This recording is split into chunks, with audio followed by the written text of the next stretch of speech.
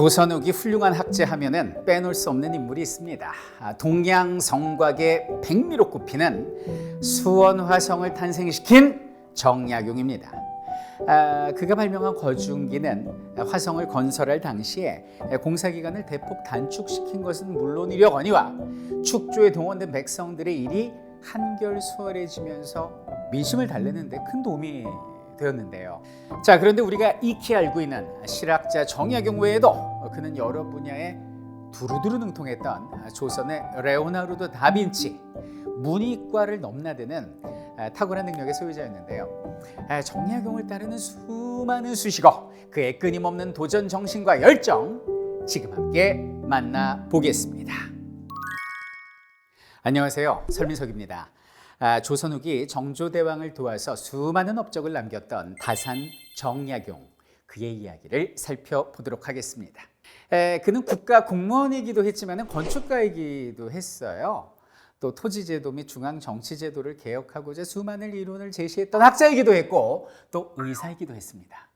그가 의사였다고요? 정약용이 어렸을 때 별명이 뭐였는지 아세요? 산미였습니다.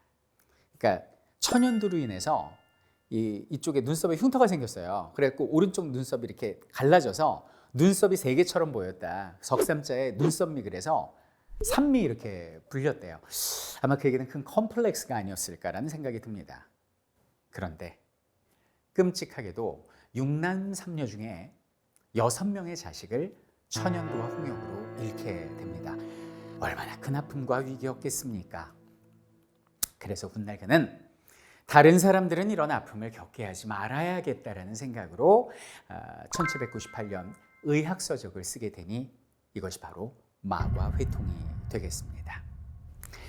그의 두 번째 업적은 또 위대한 건축가이기도 했다라는 겁니다. 당시 정조대왕께서 수원의 새로운 도시 화성을 건설하고자 했는데 이 공사 기간만 무려 10년이 넘는 거예요. 그리고 정조의 내탕금, 즉 개인 재산이 3만 냥이 들어간 엄청난 공사였어요. 근데 이 대공사를 정약용한테 이렇게 부분 설계를 딱 맡긴 거예요. 그러니까 정약용은 고심한 거지. 야, 근데 이 사람의 노동력만으로는 그 기간 안에 이 엄청난 공사를 마무리할 수 없는데 어떡하지 하다가 서양의 기술 서적을 참고하면 되겠구나라고 해서 거중기 들어보셨어요? 들거 무거울 중 혁신적인 첨단 건축 장비를 만들게 됩니다. 그래서 10년을 예상했던 화성공사 기간이 2년 반으로 확 줄었고요. 공사비도 4만 냥이나 절약할 수 있었습니다. 자, 이렇게 여러 가지 활약과 업적으로 왕의 사랑을 독차지했던 정약용, 남부러울 게 없을 것 같은데 그에게는 이루지 못한 꿈이 있었어요. 자신이 공부하고 경험한 내용을 많은 백성과 공유하고 또 후세에 전하고 싶은데, 그래서 책을 쓰고 싶은데 시간이 너무 없었던 거죠. 그게 이제 그에게는 가장 큰 아쉬움이었습니다. 그런데 그가 꿈을 이루게 되는 기회가 찾아옵니다. 근데 그 기회가 1800년 정조가 승하하면서부터였어요. 반대파에서 죄인으로 몰려서 귀양을 가게 되거든요. 선생님, 귀양 갔다고? 근데 그게 어떻게 기회예요? 자, 기회 아닌 것 같죠? 엄청난 위기죠. 자, 명예 잃었습니다. 권력 잃었습니다. 돈, 가족 모두 잃었어요. 그리고 그런 끔찍한 세월이 무려 18년이나 계속돼요. 위기야. 그런데 정약용은 낙담하지 않고 이건 내가 지금까지 쓰고 싶었던 책을 쓸 수 있는 절호의 기회가 아닐까라는 생각을 한 거예요.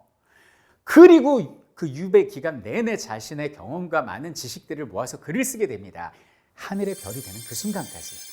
결국 그 글은 후손들에게 전해져 내려오다가 정약용 사후 죽은 지 99년 뒤에, 즉 일제강점기에 책으로서 세상의 빛을 보게 돼요.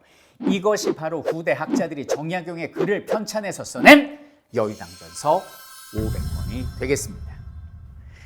이 500권 중에 대표적인 게 목민심서 들어보셨어요?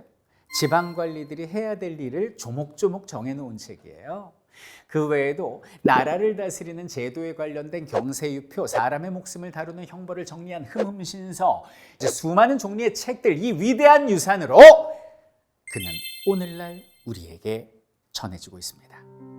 만약에 정약용이 귀향을 가지 않았더라면, 그런 위기가 없었더라면 아마 목민심서 같은 훌륭한 저서가 그의 대표작으로 세상에 선을 보이는 일이 없었을 수도 있습니다.